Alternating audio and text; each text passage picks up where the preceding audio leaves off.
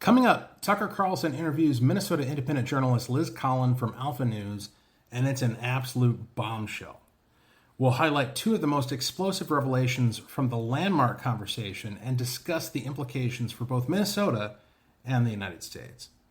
We'll also talk about the debate amongst conservatives over the 12-day war, as President Trump calls it, and explore what an America First foreign policy truly looks like. Finally, I'll highlight one of the bills I authored as a state representative here in Minnesota, which would push back against the abuses of civil asset forfeiture. And for ex-subscribers and YouTube channel members, look for today's edition of The Smoke-Filled Room, a supporter-exclusive bonus show which delves deeper into my personal perspectives and thoughts on culture and social issues. Welcome to the revival of Closing Argument with Walter Hudson.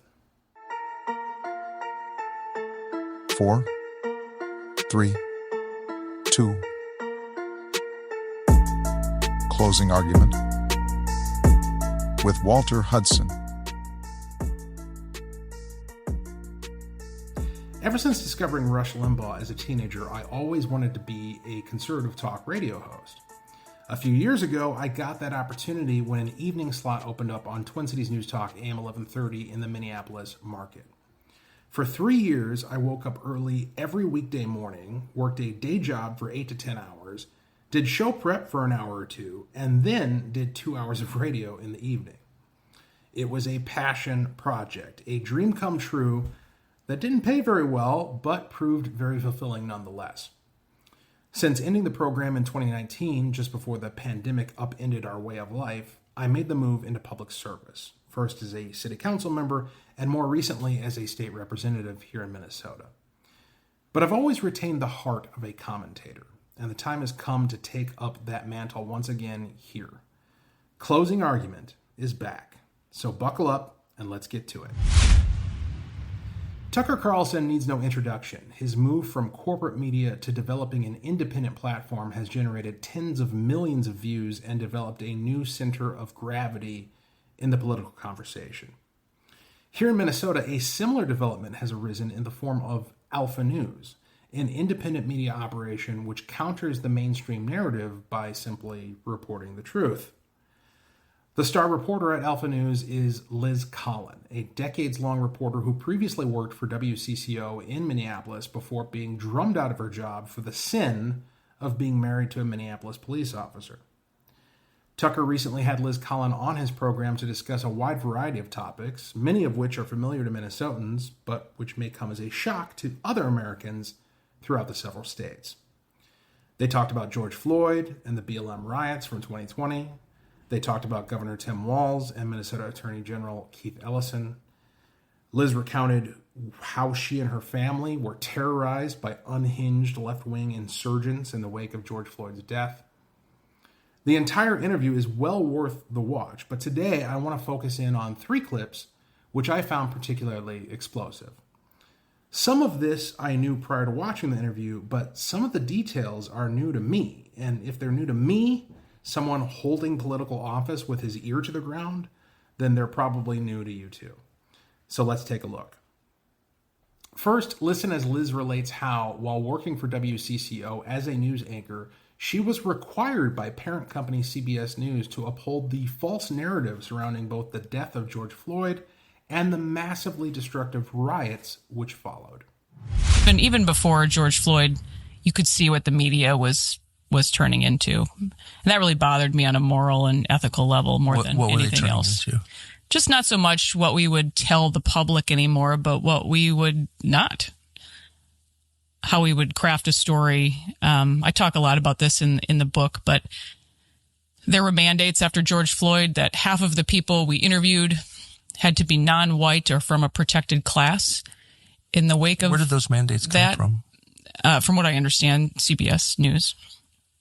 You could not use the term riots at all in your reporting. Actually? Right. Just the way we would control the language and shape stories. WCCO? Correct. Boy, I can't. When they do go bankrupt, will you text me just so I can celebrate? I really hope that they go under soon. That's so dishonest. 3 points emerge there. First, and I think most important, note that Liz talks about the impact of what is not reported. Now, as a state legislator, I can affirm that this is the biggest disservice that the mainstream media provides. There are so many redacted stories, lived experiences that prove inconvenient to the dominant political narrative and therefore never see the light of day in our political discourse. I see it every time I visit North Minneapolis, or sit down with leaders in the Somali community, or talk to teachers, administrators, school board members, and others who the Democrats claim as their exclusive constituency. The gap between how groups of people are portrayed within this intersectional critical theory framework and what they actually believe as individuals is vast. For instance, when the media wants to know what teachers think about education policy in the state of Minnesota, they're most likely to ask officials from the teachers' union, Education Minnesota, which eagerly parrots the partisan political talking points of Minnesota Democrats.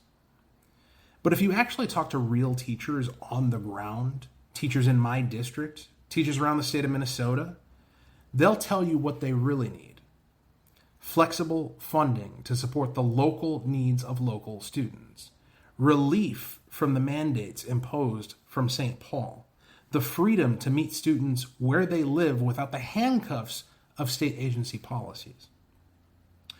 One of the most potent examples I can share came from a meeting I attended after the end of the regular legislative session this year, which was ironically put together by one of my Democrat colleagues on the Education Finance Committee, Representative Bianca Vernick. That meeting was focused on the issue of long-term facilities maintenance. Now, you're going to have to bear with me here because facilities maintenance probably sounds like a pretty boring topic, but there's an important observation here. In Minnesota, we have state funds that are distributed to school districts for the purpose of providing long-term facilities maintenance. But those funds are strictly regulated in terms of how they can be used and for what. So, for instance, one of the participants in this meeting, someone representing the Roseville School District, asked about replacing the public announcement system with something new. The problem is, the system they're looking to replace it with has updated features and modern capabilities that weren't available in the original system. And the way things are currently set up, long-term facilities maintenance dollars can't be spent on upgrades. You can only replace like for like. So imagine you're a school with an old boiler that was manufactured in the 1930s. It goes down and you need to replace it. But that model boiler isn't produced anymore because it's been almost 100 years. Well, too bad, so sad. You can't use long-term maintenance dollars to replace that boiler with something new. This is the level of absurdity currently plaguing Minnesota schools. And that's only one example in one category. Chances are, me here telling you this now is the first you've heard of that. Why? Because this is one of many redacted stories that the mainstream media in Minnesota will never tell you. And that raises the question, why won't they tell you? Well, Liz addresses that too. I realize, too, that some of it seems like impossible to believe. But again, being trained as a reporter, I know how this works. You talk to people, you verify things, you source things. And I feel very confident always in all of our information. And that's what is always so frustrating to me, that this should be the front page of the Star Tribune basically every day. But instead, the Star Tribune is run by a former commissioner of Governor Walz. He's the CEO and publisher, and it's truly unbelievable, the stories they put out. It's just turned into pure propaganda. The Star Tribune is run by a former Walz commissioner? It is. Steve Groves was his commissioner for years, and I don't think this relationship actually exists anywhere in the country between a governor and a publisher of the largest newspaper, but somehow in Minnesota that's allowed. And it's not just Steve Groves and the Star Tribune. As Liz detailed in her conversation with Tucker Carlson regarding her tenure at WCCO, the mainstream media seems entirely sold out to the Democrat Party establishment. So you can expect no curiosity or questioning of matters that might even potentially put the Democrats in a bad light, even if the impact of ignoring those stories proves detrimental to Minnesota students. The same is true of residents in places like North Minneapolis, whose stories only make the news if they affirm the Democrat political narrative. You won't hear on the local evening news testimonies like I encountered when I sat down to have dinner with leaders in the Somali community who told me that they support the police, that they want school choice so that they can transmit their values and culture to the next generation, and that they value economic freedom to support their entrepreneurial goals. Those stories are inconvenient for the state's current ruling regime and therefore redacted from the public discourse.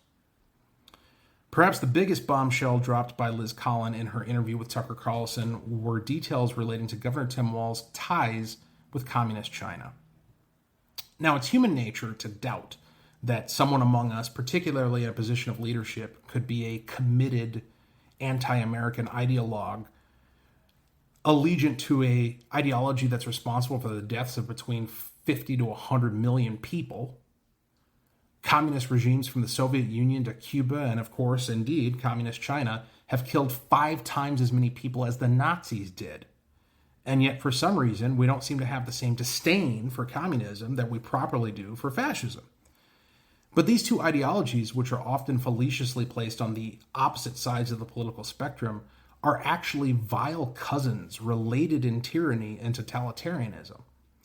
Life under a fascist is fundamentally no different than life under a communist. Both subordinate the rights of the individual to the Nietzschean will of the state. Both demand that you abandon your personal beliefs and interests to serve those who rule. With that in mind, listen to these revelations from Liz Collin regarding the current governor of Minnesota, who the Democrat Party just got done running for vice president of the United States. These ties to China, which I think are troubling. What ties does he have to China? Well, we know himself, he said that he's made more than 30 trips to China. He went there upon graduating. 30 trips to China?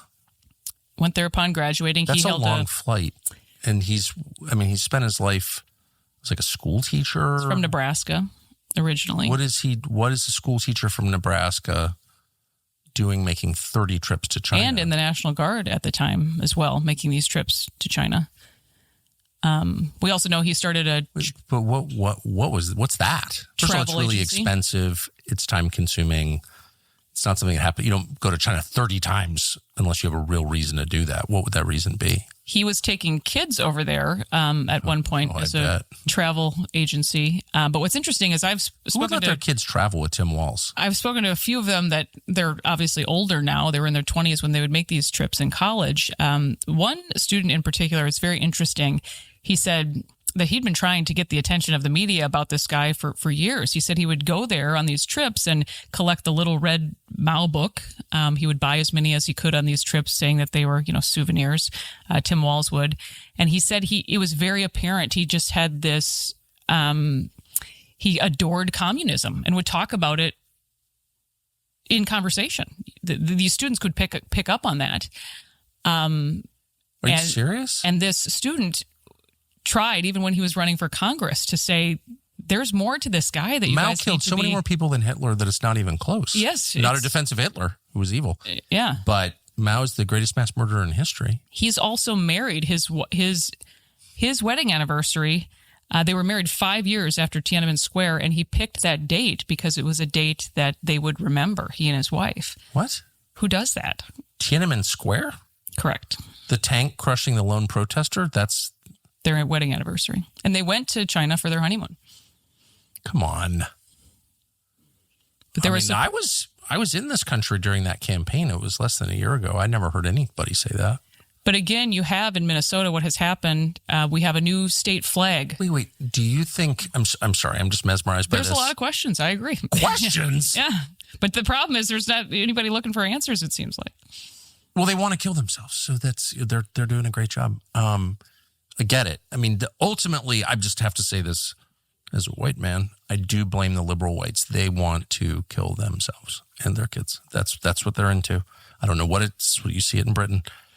So I'm not into suicide, so I'm opposed. But they're the ones doing this, and Walz is a perfect example. So, but why would he? You're sure he picked the anniversary? They've talked about this in interviews. Yeah, this is in newspapers. But Tiananmen Square was a massacre of peaceful protesters. I know. Do you think they picked it to in the memory of those brave souls who died opposing the machine? They haven't said that. my God. And what's interesting is, again, we're focusing over on at Alpha News on these stories. There's supposed to be a congressional hearing about all of this, and it's kind of just gone nowhere. Sadly, we also know I've spoken to a couple people that served with Tim Walz in Nebraska in that guard unit, and they suspect, and we've done stories and tried to reach out to Walz for comment, but they suspect that perhaps he took their standard operating procedure, the SOP, for the howitzer army tank. He was assigned to this tank. It was nuclear capable, and this was all laid out in the SOP that goes missing while he's there. And the manual goes missing? Right, and they had talked to the FBI about this as well. There's so many questions. What does that mean? Why did they talk to the FBI? They think that he was traveling back and forth from China at this time, and then we also know that this howitzer... Wait. I know I sound crazy right now. No, you don't sound crazy at all. You're recounting the facts. Yeah. You are saying that men he worked with in the National Guard in Nebraska went to the FBI because they believed he had given classified military secrets to the Chinese government? They suspect that he did. And well, they suspected to the point that they went to the FBI. Well, this was all when all these stories are coming out finally about his background, and they're like, maybe we should talk about this. These are guys that back then didn't report this. This was in the early 90s, and they always talked about it amongst themselves. And I think that they weren't completely aware of, the potential threat something like this could pose, but they always thought this was very strange. And then China started producing almost a carbon copy of this military tank a couple of years later. Come on. For real? According to all of our research.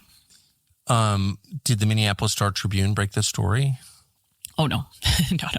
They haven't touched much of this. In fact, actually, when they reported it's Tim Walz goes to China with these kids, and it's this great travel company he started. I think it was a very small story even addressing this at all.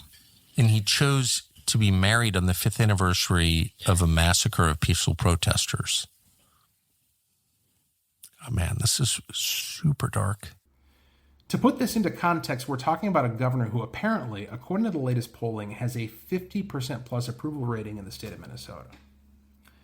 Do those Minnesotans who say they approve of his performance know that he took 30 trips to China? That he bought Mao's Little Red Book to distribute back here at home? That he recently said China should be the chief negotiator between Iran and Israel? That he believes communist China presents the ideal model for governance?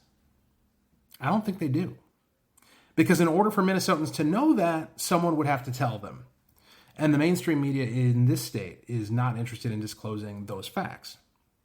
By contrast, imagine if there was a prominent Republican politician in the United States who was on the record expressing sympathy with Nazi propaganda, perhaps just commenting on how well the trains were run in Nazi Germany during the 1930s.